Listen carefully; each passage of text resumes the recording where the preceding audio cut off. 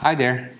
Today we are testing this raw filament from Proto-Pasta which I got at 3D Meetup Sweden a while ago. It's the nice high five blue from Joelbot. So let's get started.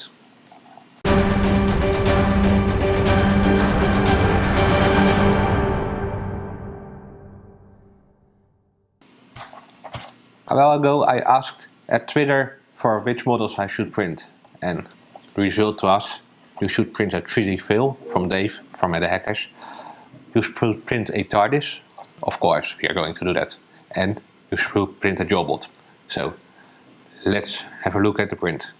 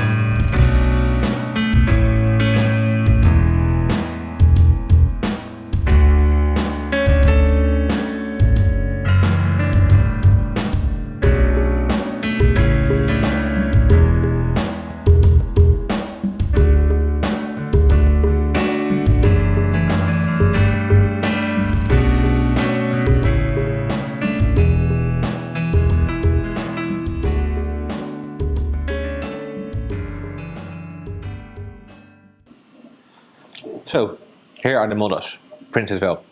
First I printed a Joelbot. It came out really nice with just a tiny bit of stringing, but you can remove that with a hot air blower.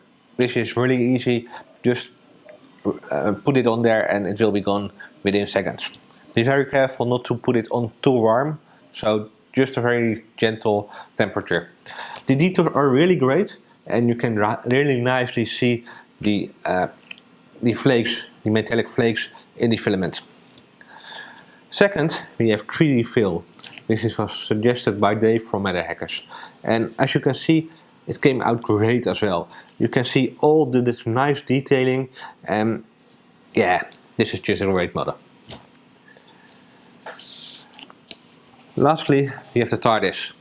I didn't put any lights in there yet, but I might actually do that. It's a great model again, and the detail came out great. Because I tweaked the settings a bit, I added a tiny bit of retraction. It has a lot less stringing as the Joelbot, and it came out great. Total print time for the Tardis was around 10 hours, and I did it in, I think, 3 separate prints. The 3DPhil and the Tardis were printed at 0.15 micron, and the Joelbot was, I think, printed in 200 microns, but I'm not fully sure again. It might also be have 150 microns. So, what about it? The filament prints really great, and it's a bit expensive for what you get. It's just a roll of 500 grams, and you pay around, I think I paid 40 euros for it, but I can't remember for sure. So it's a bit more expensive as most filaments you can get.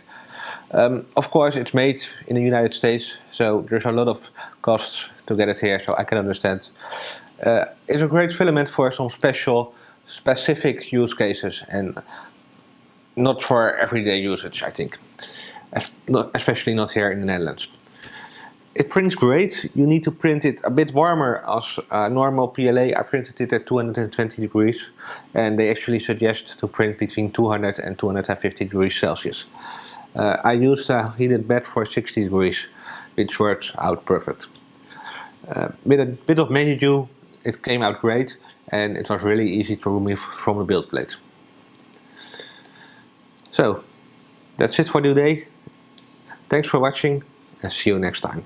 Bye. So, thanks for watching this video. Please subscribe if you haven't already, and please like this video. It helps the channel a lot. If you want to watch another video, please click here.